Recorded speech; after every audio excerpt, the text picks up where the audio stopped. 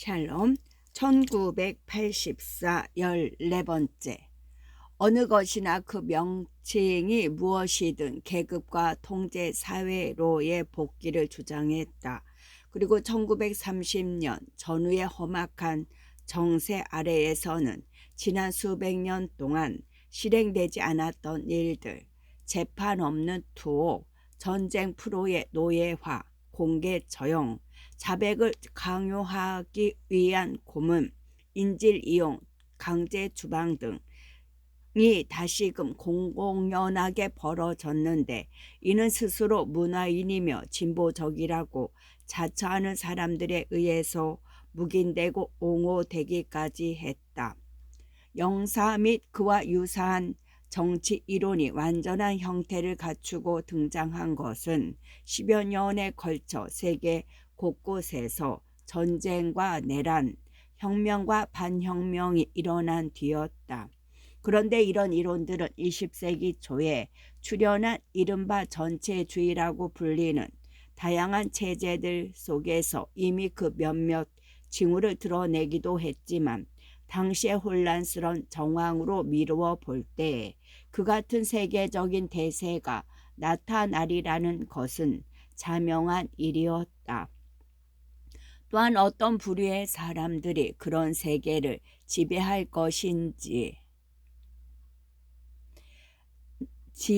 것인지도 뻔한 사실이었다. 새로운 귀족 정치의 구성원은 대부분 관리, 과학자, 기술자, 노동운동가, 광고 전문가, 사회학자, 교사, 언론인, 전문 정치인들이었다.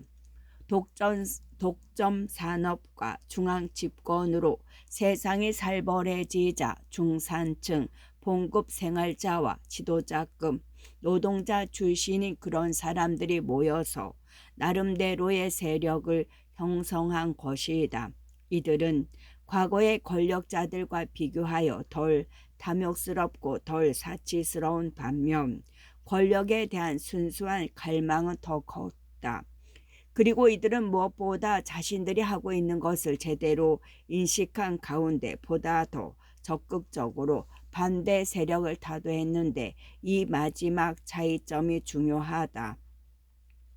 현존하는 전제 정치와 비교해 보면 과거의 그것들은 미온적이고 비능률적이었다. 지배 계급들은 언제나 자유사상에 어느 정도 물들어 있었고, 무슨 일이든 대충대충 처리하려는 경향이 있었다. 그런데다 그들은 겉으로 드러난 행동만을 중시한 나머지 백성들이 무엇을 생각하는지에 대해서는 무관심했다. 중세의 가톨릭 교회마저 오늘날의 기준으로 보면 관대한 편이었다.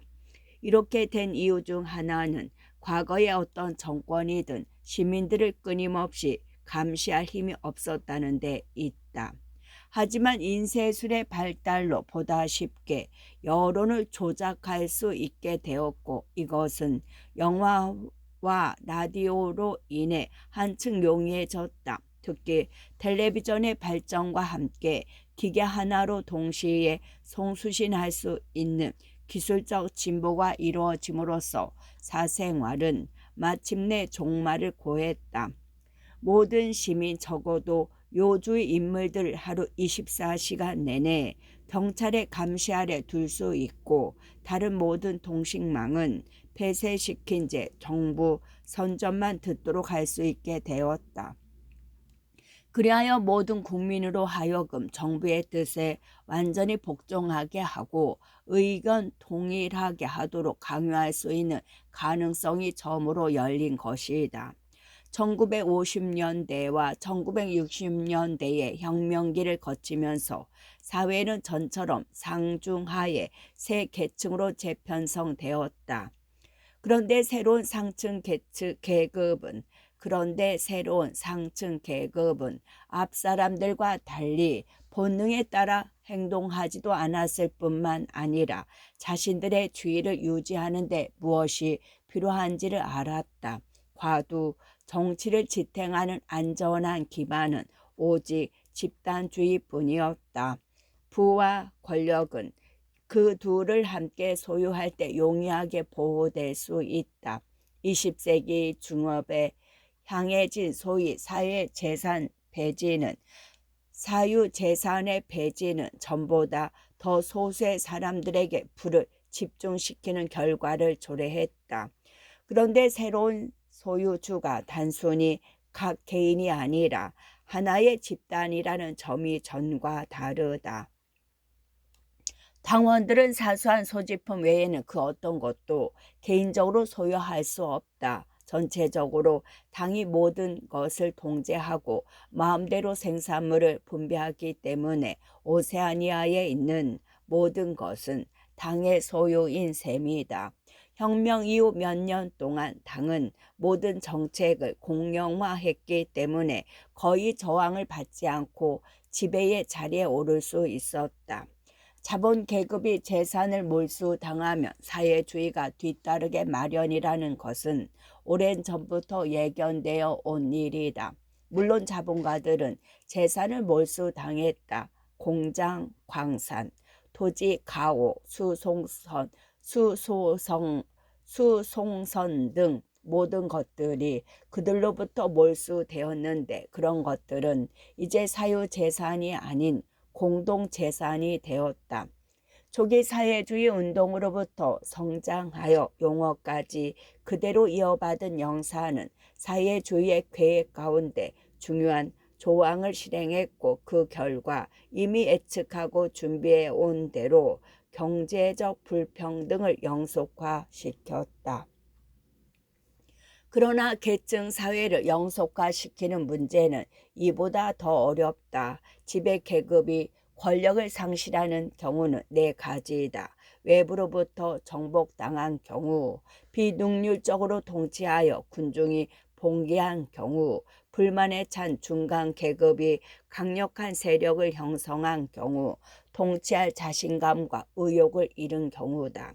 이러한 요소들은 어느 하나만 작용하지 않고 무슨 법칙처럼 네 가지가 거의 동시에 작용한다. 이 모든 요소들을 제압할 수 있는 지배 계급만이 영원히 권력을 유지할 수 있다.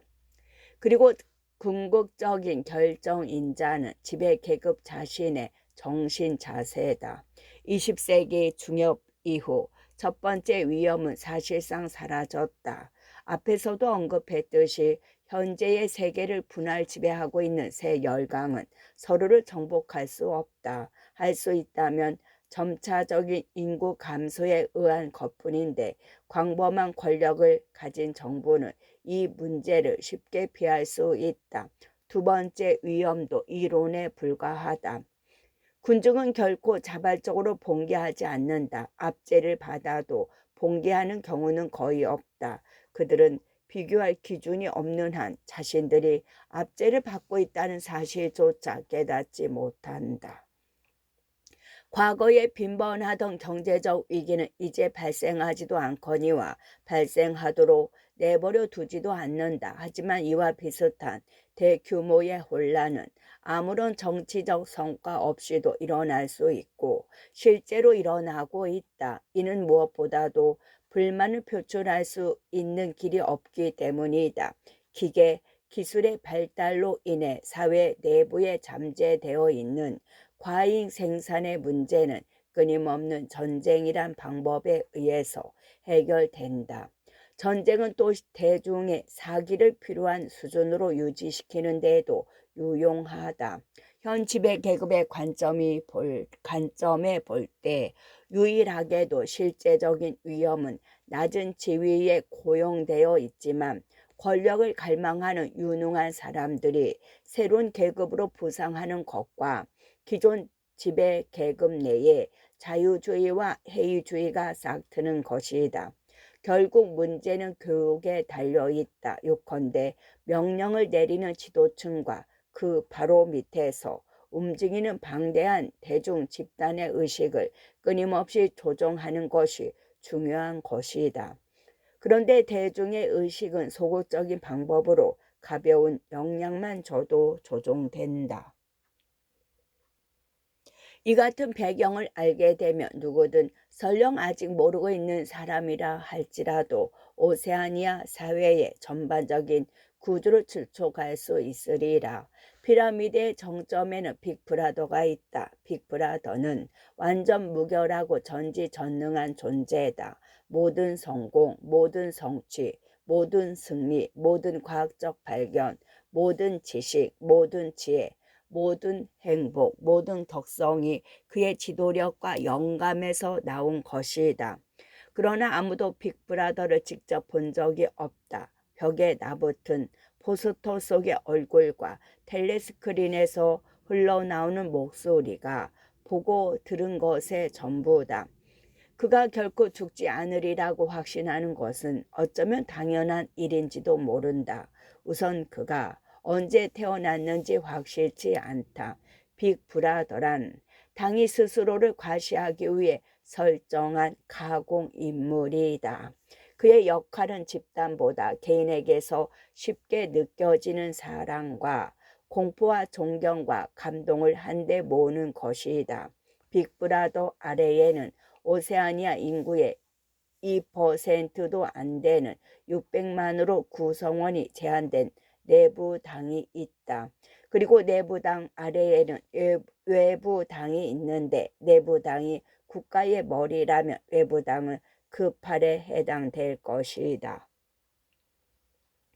외부당 아래는 프롤이라 하여 전 인구의 85%에 해당하는 벙어리 같은 대중이 있다. 앞에서 사용한 분류 용어를 쓰자면 노동자는 하층 계급으로 이 정복자에서 저 정복자의 손에 끊임없이 넘겨지던 적도 지방의 노예들이다. 그런 만큼 이들은 사회 구조에 있어서 영구적이거나 불가결한 존재가 될 수 없다. 원칙적으로 이들 세 계층의 지위는 세습될 수 없다. 이론적으로는 내부 당원의 자식들이라 해서 태어날 때부터 내부 당원인 것은 아니다. 내부 당이든 외부 당이든 입당하는 것은 16세가 되어야 치를 수 있는 시험으로 결정된다. 여기에서 인종차별이라든가 지역적 특례 같은 것이 없다. 당의 고위직에는 유태인이나 흑인이나 순수한 인디언 혈통을 지닌 남미인들도 끼어 있으며 한 지방의 행정가는 항상 그 지방의 주민 중에서 선출된다. 오세아니아의 어디에 사는 국민이든 자기가 멀리 떨어진 수도로부터 통치를 받는 식민지인이라는 생각을 하지 않는다. 오세아니아에는 수도가 없으며 이름뿐인 지배자는 아무도 어디에 사는지 모르고 실제로 볼 수도 없는 사람이다. 여기에서는 영어가 주용어이고 신어가 공용어란 것 외에는 중한 집권적인 요소가 없다. 각 지역의 통치자는 혈연으로 맺어진 것이 아니라 공통적인 교리에 의해 결속되어 있다. 그리고 사회는 세습 제도에 의해 유지되는 것처럼 여겨질 만큼 엄격하게 계층화되어 있다. 서로 다른 계층 간의 이동은 자본주의 시대나 산업화 이전의 시대에 비하면 거의 없을 정도로 줄어들었다. 내부 당과 외부 당 사이에는 어느 정도의 이동이 있지만 그것은 내부 당의 무능력자를 내쫓거나 야심 있는 외부 당원을 내부 당원으로 승급시키는 정도에 불과하다. 노동자들은 사실상 당에 입당하지 못하게 되어 있다. 그들 가운데 유능한 사람들은 불만의 시가 될 수 있기 때문에 사상 경찰이 적발해 제거해 버린다. 그러나 이러한 사태는 영구적이지도 않거니와 원칙적인 문제도 아니다. 구어의 의미로 해석하자면 당은 계급이 아니다. 당은 그들의 자손들에게 권력을 이양해 주는 것을 목적으로 삼지 않는다. 지도부에서 유능한 사람을 확보하지 못할 때는 언제든지 프롤레타리아 계급으로부터 완전히 새로운 세대를 이끌어갈 인재를 기용하는 데 조금도 주저하지 않을 것이다. 초기에 위태로웠던 시절에는 당이 세습 제자가 아니라는 사실이 반대 세력을 무마시키는 작용을 했다. 소위 특권 계급이라는 것을 상대로 투장해 온 지난 시대의 사회주의자들은 세습적이 아닌 것은 영구적일 수 없다고 생각했다. 아울러 그들은 과도 제재가 영속성을 지니기 위해서는 굳이 드러내놓고 사실 그대로를 보일 필요가 없다는 것을 모르고 있었으며, 세습적인 귀족 사회는 늘 단명했지만 가톨릭 교회 같은 선임 체제는 수백 수천 년 동안 지속되어 왔다는 사실을 생각해내지 못했다. 과도 체제의 본질은 아버지에서 아들로 이어지는 부자 세습이 아니라 죽은 사람이 남겨놓은 세계관이나 생활 양식 등을 산 사람이 고수하는 데 있다. 지배 계급은 자식들의 후계자를 지명할 수 있는 한 지배 계급이다. 당은 그들의 혈통이 아니라 당 자체를 영속시키는 데 관심이 있다. 계층적 구조를 언제나 동일하게 유지하는 한 누가 권력을 장악하는가는 중요하지 않다. 오늘날의 특징을 이루는 신념, 습관, 취미, 감정, 정신, 자세 등은 사실상 당의 신비함을 유지하기 위해, 그리고 오늘날의 사회에 대한 참된 본질을 알지 못하도록 하기 위해 계획되고 있다. 현실적으로 반란이나 이를 위한 사전운동은 불가능하다. 따라서 노동자들을 두려워할 필요는 전혀 없다. 그냥 그대로 내버려 두는 게 상책이다. 그렇게 하면 그들은 세대에서 세대로, 세기에서 세기로 끊임없이 그 상태를 유지한 채 반란을 일으킬 충동은 물론 세상이 달라져야 한다는 것을 의심할 힘도 없이 일하며 자식을 키우다가 죽을 것이다. 산업기술의 발달로 더 한 단계 더 높은 교육을 받을 수 있을 때에야 그들은 비로소 위험한 존재가 될 수 있다. 그런데 이제는 군사적, 상업적 경쟁이 중요하지 않기 때문에 대중교육의 수준이 실질적으로 저하되고 있다. 대중의 어떤 견해를 갖든 그것은 관심 밖의 일이다. 어차피 그들한테는 지성 같은 것이 없기 때문에 지적 자유를 허용해도 상관없다. 그러나 당원인 경우에는 아무리 사소한 문제에 관한 견해일지라도 그것이 당의 뜻과 위배된다면 결코 용납될 수 없다. 당원은 태어나서 죽을 때까지 사상 경찰의 감시를 받으며 살게 된다. 혼자 있을 때라도 그는 혼자 있다는 것을 확신할 수 없다. 잠을 자든 깨어있든 일하든 쉬고 있든 목욕탕에 있든 침대에 있든 그는 아무런 예고도 없이, 그리고 감시받고 있다는 사실도 모른 채 감시를 받고 있다. 그가 하는 행동은 무엇이든 관심의 대상이 된다. 친구나 친척 관계, 아내와 자식에 대한 태도, 혼자 있을 때의 얼굴 표정, 잠잘 때의 잠꼬대, 몸집의 특징 등 무엇이든 세밀하게 관찰된다. 또 어떤 실제적인 비행뿐만 아니라 지극히 사소한 궤벽, 습관의 변화, 내적 갈등의 징조라고 할 수 있는 신경질적인 태도까지 낱낱이 탐지된다. 그에게는 어떤 경우든 선택의 자유가 없다. 그렇다고 그가 법이나 뚜렷하게 규정된 어떤 행동, 법칙에 의해 규제를 받는 것도 아니다. 오세아니아에는 법이 없다.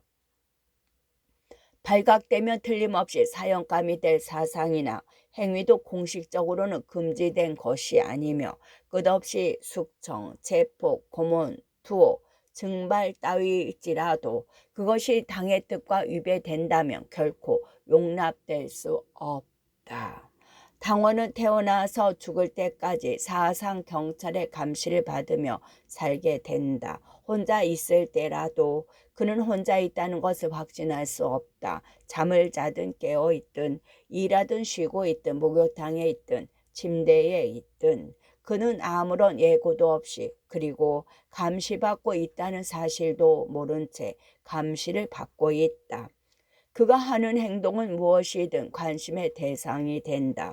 친구나 친척 관계, 아내와 자식에 대한 태도, 혼자 있을 때의 얼굴 표정, 잠잘 때의 잠꼬대, 몸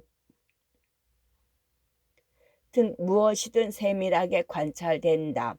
또 어떤 실제적인 비행뿐만 아니라 지극히 사소한 궤변, 습관의 변화, 내적 갈등의 징조라고 할 수 있는 신경질적인 태도까지 낱낱이 탐지된다.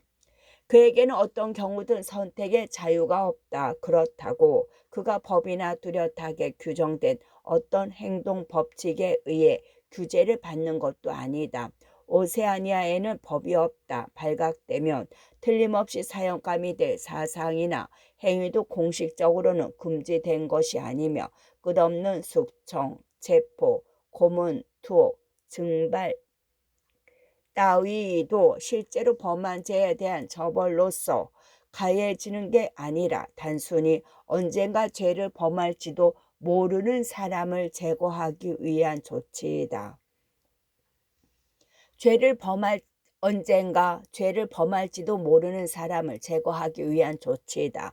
당원은 올바른 사상뿐만 아니라 올바른 본능도 갖도록 강요당한다. 그러나 당사자에게 어떤 신념과 태도를 요구하는지에 대해서는 대부분 명백하게 설명되어 있지 않다.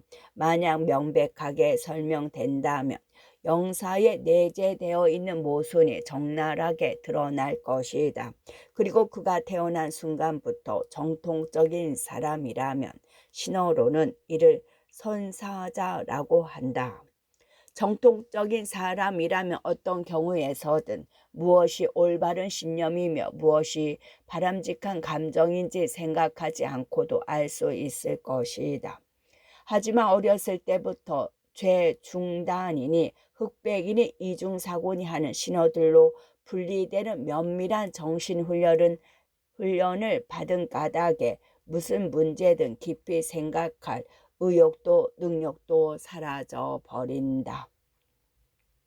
당원은 사사로운 감정을 가져서는 안 되며 늘 망설임 없이 열성을 보여야 한다. 그는 국외의 적과 국내의 반역자에 대해서는 끊임없는 중호심과 승리에 대한 확신을 가지고 대하고 당의 권력과 지혜에 대해서는 스스로 열등감을 느껴야 한다.